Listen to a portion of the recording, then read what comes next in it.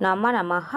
आजर भिडियोटी रही +3 third year 6 semester पिला आजर video देखिया पिला माने आपण मानक जो रही कोर 13 आयुर्वेद तो पिला माने आज आम आयुर्वेद रु सप्रसंग सरलार्थ जो रही क्वेश्चन गुड़ाक ताकू नहीं आलोचना करवा। गोटे क्वेश्चन को आसे पिला माने आपण मानकर 5 मार्क्स जो क्वेश्चन को लेकिन मु आलोचना करी से क्वेश्चन गुड़ाक सेमिस्टर को आसे समस्ते क्वेश्चन आंसर को लेकिन प्रिपेयर हेबे। तो ठीक अच्छे चलते डेरी नक भिडियो आरंभ करवा। ता पूर्व कही रखुची जो मैंने भी चैनल न्यू अच्छा चैनल टी जल्दी जल्दी सब्सक्राइब कर दिंतु एवं पाखे थी बेल आइकन टी दबाई दिंतु एवं ऑल नोटिफिकेशन उपर प्रेस कर दिंतु ताकि मुझे बनई सो वीडियो नोटिफिकेशन सर्वप्रथम मिल जाए। वीडियो को लाइक कर दिंतु एवं सांगसाथी मानक सहित शेयर करने जमारू भूलें। देखो तुम फास्ट क्वेश्चन टी रही अर्थात दीर्घजीवितम अध्याय व्याख्या श्याम।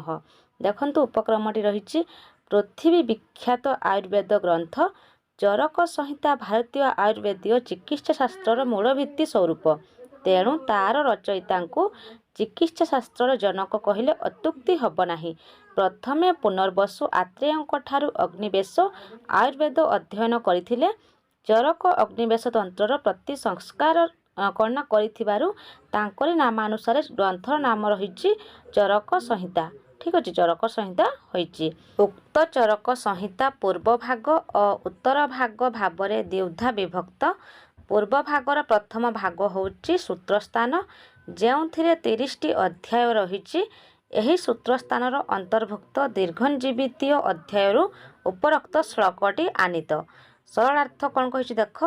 आयुर्वेद विषय रे कहिबाको जिबा बेले सर्वप्रथमे उपक्रम रूपे दीर्घजीवितीय नामक अध्यायर वर्णना करा जायछि। वाक्य आरंभ रे अथ शब्दर उल्लेख करा जायछि। एहा मंगलवाचक कारण कहा जायछि। तो देखंतु हमर श्लोकटी रहिछि ओंकारश्च अथ शब्दश्च द्वावतो ब्राह्मण पुरा कंठम भित्वा विनार्जातो तस्मान मांगलिका बुभौ। एटा हूँ आम स्मृति शास्त्र आनीत बा स्मृति शास्त्र रही श्लोकटी। देखु कौन कही अंकार और अथ शब्द दुईटी पूर्वे ब्राह्मण कंठर निर्गत होइथिला एणु ए दुईटी मांगलिक शब्द अटंती। एठारे अथ शब्दर अन्य एक अर्थ मध्य रही अर्थात जेतेबेले आत्रेय मुनि शिष्य मानक यथारीति परीक्षा कर सारे और सेमानंको पढ़ाइबा जोटा कि सेमानंको पढ़ाइबा योग्य बोली मने कले सेतेबेले से सर्वप्रथमे एही अध्यायटी को पढ़ाइबा को आरंभ करथिले। तो पिला माने ए क्वेश्चन टी बारंबार आसी थाए सेमिस्टर को समस्त क्वेश्चन रो आंसर को लेकिन प्रिपेयर हुंतु। तो ठीक अच्छे देखंतु आगो को देखिया कौन क्वेश्चन रही। तो देखंतु हम नेक्स्ट क्वेश्चन टी रही हेतुर्लिंग औषध ज्ञानम स्वस्थ अतुर परायणम त्रिसूत्रम शाश्वतम पुण्यम विबुधेजम पितामह। कौन कही ना उपक्रम रही पृथ्वी विख्यात आयुर्वेद ग्रंथ चरक संहिता भारतीय आयुर्वेदीय चिकित्सा शास्त्र मूल भित्ति स्वरूप तेणु तार रचयिता को चिकित्सा शास्त्र जनक बोली अत्युक्ति कहले अत्युक्ति हब नाही। प्रथमे पुनर्वसु आत्रेयंक ठारु अग्निवेश आयुर्वेद अध्ययन करथिले। चरक अग्निवेश तंत्रर प्रति संस्कार करिथिबारु तांकर नामानुसार ग्रंथर नाम चरक संहिता होइछि। उक्त चरक संहिता पूर्व भाग और उत्तर भाग भावरे द्विधा विभक्त। पूर्व भागर प्रथम भाग होछि सूत्रस्थान जेउथिरे 30टी अध्याय रहिछि।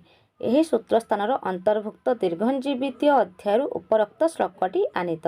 तो पिला माने ए क्वेश्चन मध्य सेमिस्टर को आसे।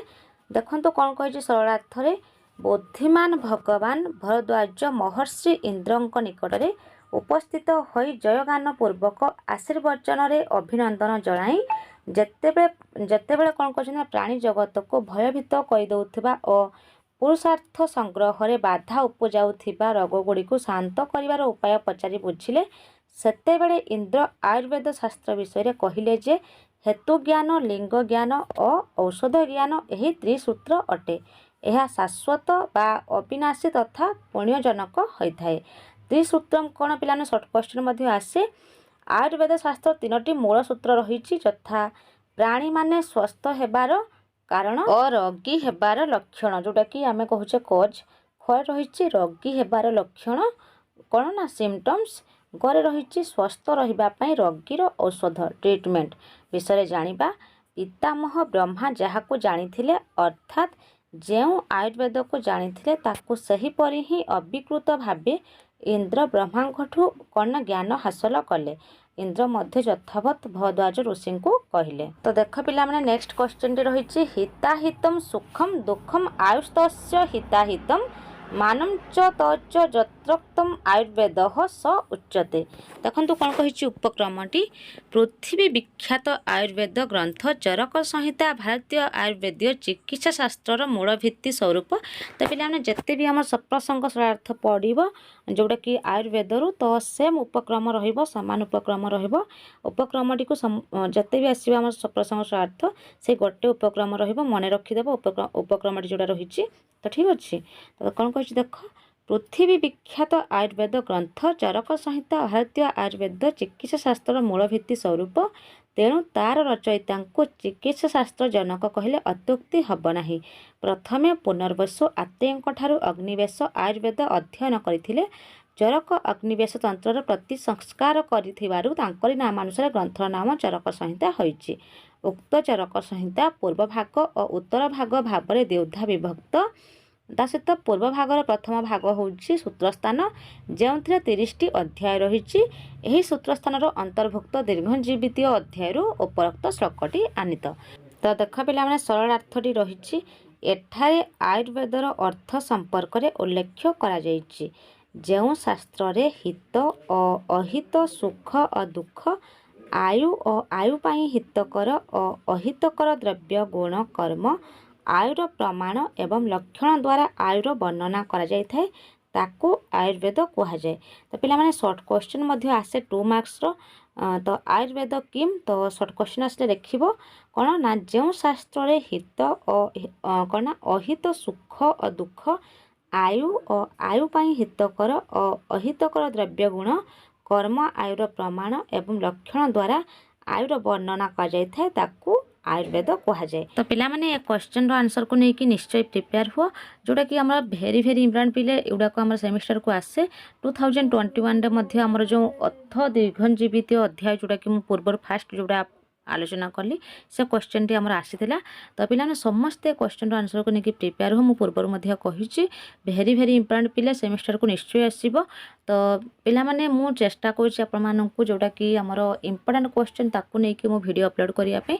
ସମସ୍ତ ଭିଡ଼ିଓ ମୁଁ ଅପଲୋଡ଼ କରିପାରୁନି, ମୋର ଟାଇମ୍ ମଧ୍ୟ ହେଉନି ପିଲାମାନେ, ଟିକେ ମୁଁ ଅଲଗା କାମରେ ବିଜି ରହୁଛି।